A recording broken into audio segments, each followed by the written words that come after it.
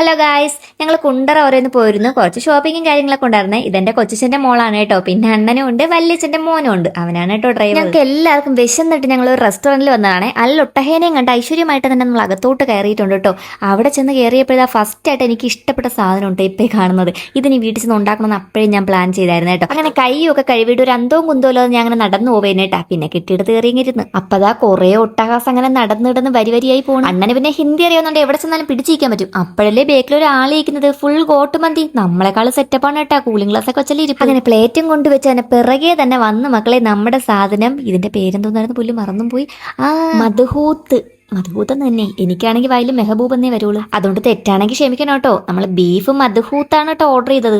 എന്റെ പൊന്നെ ഒടുക്കത്തെ ടേസ്റ്റ് ആയിരുന്നു കേട്ടാ. മന്തിയേക്കാളും എനിക്ക് ഇഷ്ടപ്പെട്ട സാധനം ഇതാണ് കേട്ടാ. അതുകൊണ്ട് തന്നെ നമ്മളെല്ലാവരും വയററിയാതെ ഞാൻ കഴിച്ചു. നല്ല ക്വാണ്ടിറ്റി ഉണ്ടായിരുന്നു.